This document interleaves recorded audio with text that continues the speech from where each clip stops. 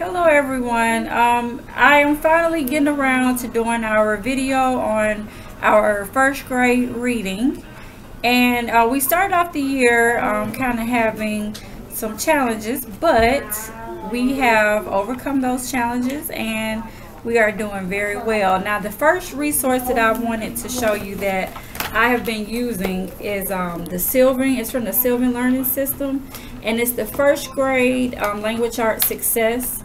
And I believe this book ran me about $14 on Amazon.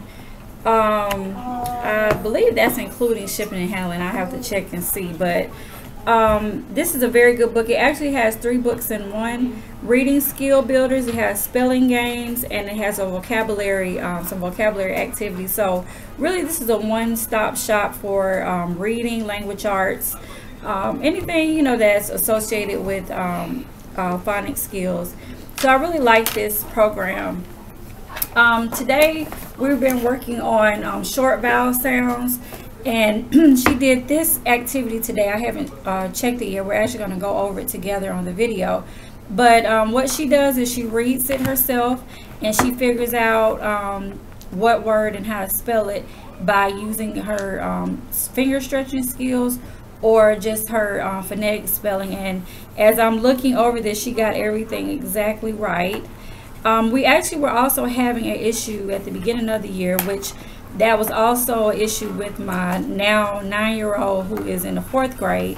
But we had an issue distinguishing a B, a lowercase b, from a D. We've also overcome that challenge. And the way that I like to help them to remember which one is which, we always use bed, but we do a B and we do a D, and we remember that the E is in the middle, and that tells us that the B this way looks this way, the D this way looks this way. So if you can't remember which one is which, you remember bed. Bed wouldn't start with the D, bed would start with the B. So we've overcome that challenge, and she did very well. So I'm going to let her read her sentences, and she's going to tell me what word she put in the blanks. Okay. So, and speak up so everyone can hear you. She's my quiet one and quiet speaker. I am a bird's home. And what did you say that a bird's home was? Nest. And it's spelled correctly. N-E-S-T. Very good. I am what a hen lays an egg. Very good. And it's spelled correctly.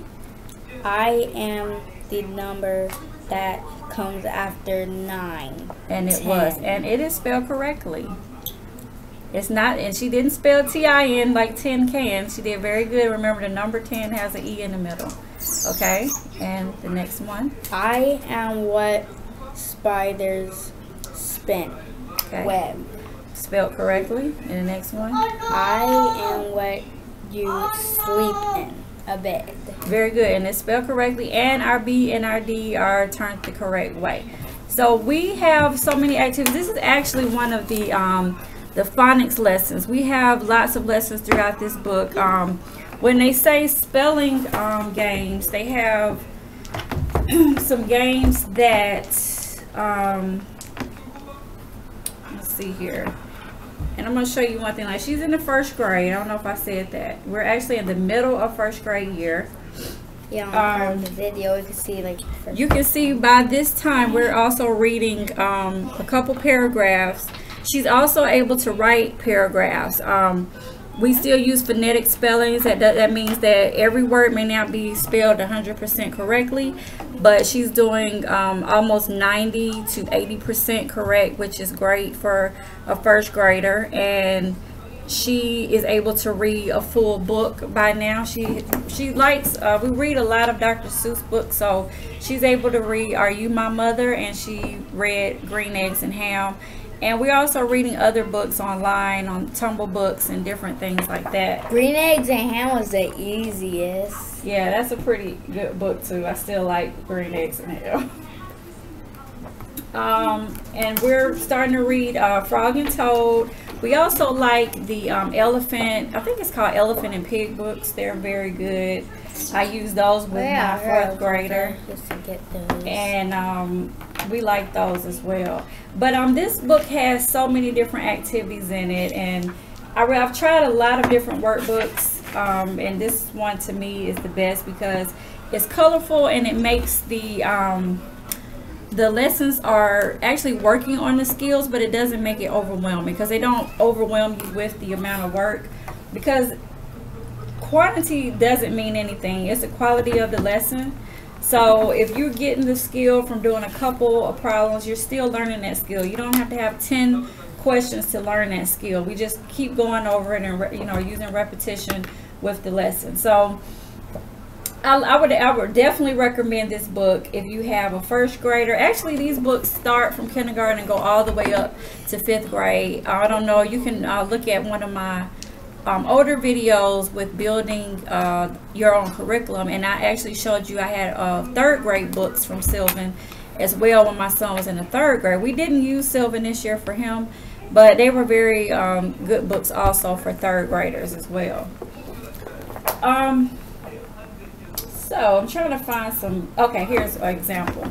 Here's an example of one of the spelling games. This is actually in a crossword puzzle form, and it's not overwhelming. You have 3 down, 3 words down, and they give you 4 that goes across. So you have 7 words total. So that's not overwhelming for first grade. You kind of learn how to do crossword puzzles.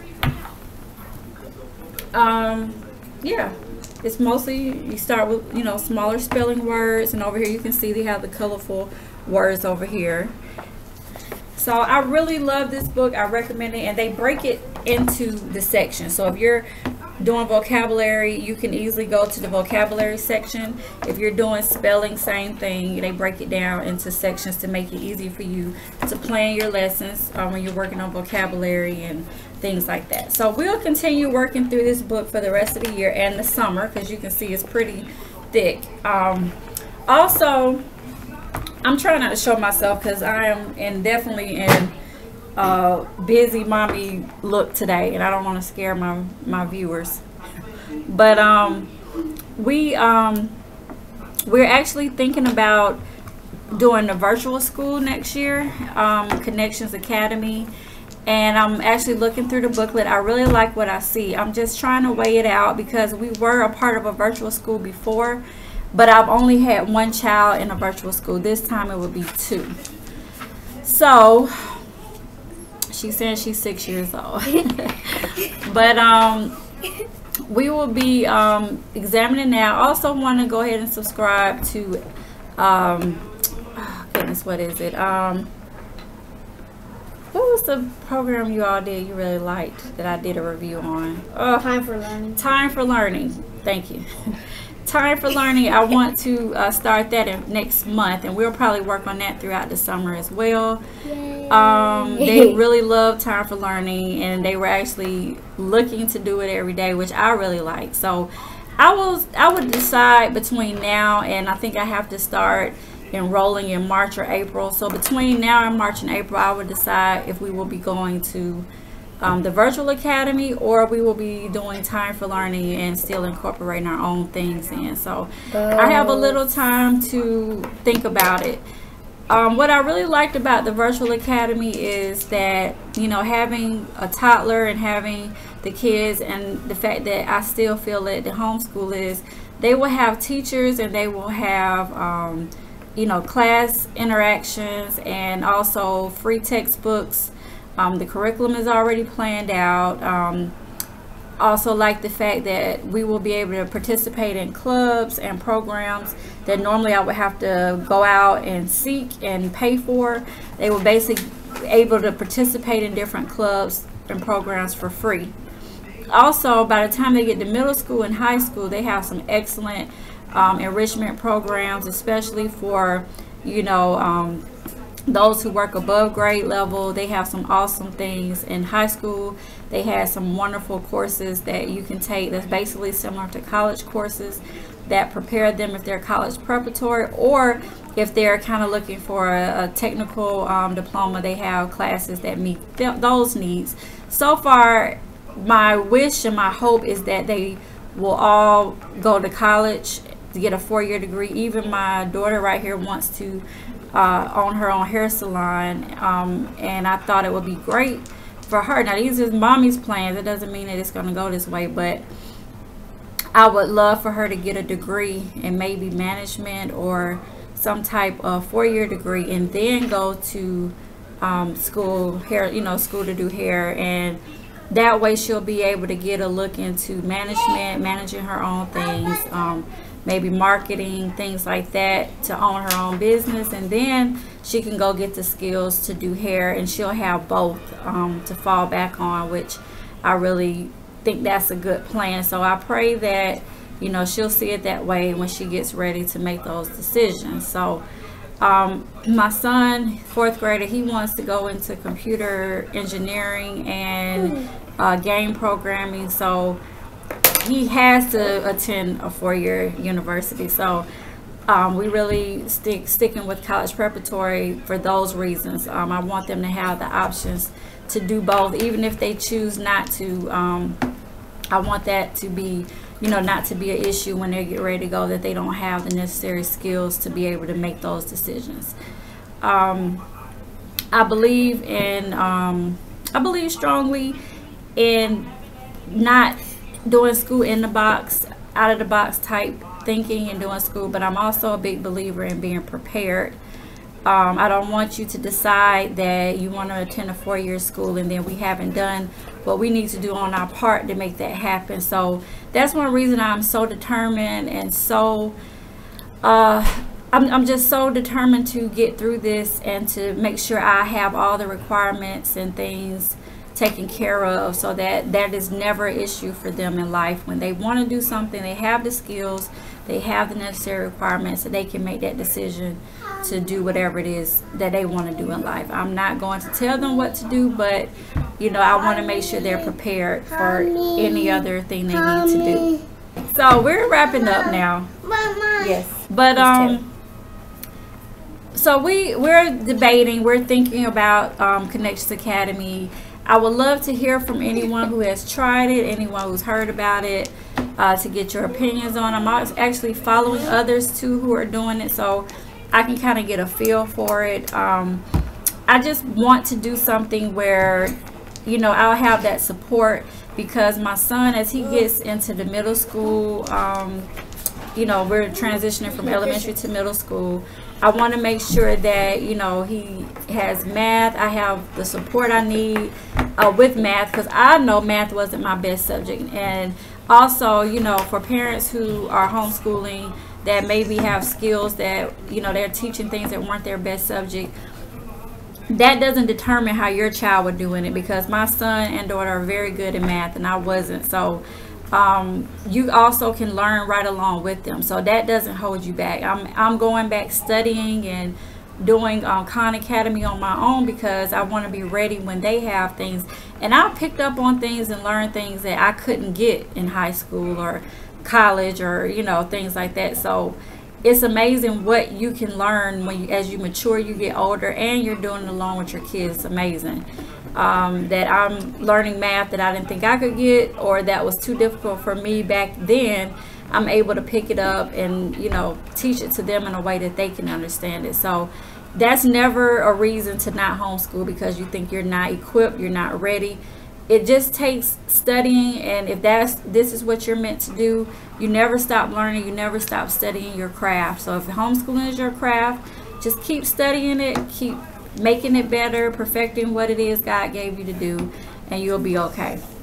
So that is I'm glad you got a chance to participate in our little part of our reading lesson for today. We'll have more. I'm going to do a video on how I teach, or how we got the skills necessary to improve and to read and do the reading. I did a video a while ago about teaching a child to read, but I'm going to give some options and things that we do to practice reading and to improve on our reading skills. But thank you so much for watching. Don't forget to visit us on our website at www.homeschoolpower. I always forget it. www.homeschoolpower.com. Or you can find me on Twitter. Homeschool is my superpower. We have a Facebook fan page by the same name, Homeschool is my superpower. You can find us on Facebook. Don't forget to like us. And communicate with us through that. And if you ever need any additional resources or information, please email me and let me know. I will put my email in the description box. And we thank you. Hope you have a great week, and we'll talk to you soon. Bye bye. Bye.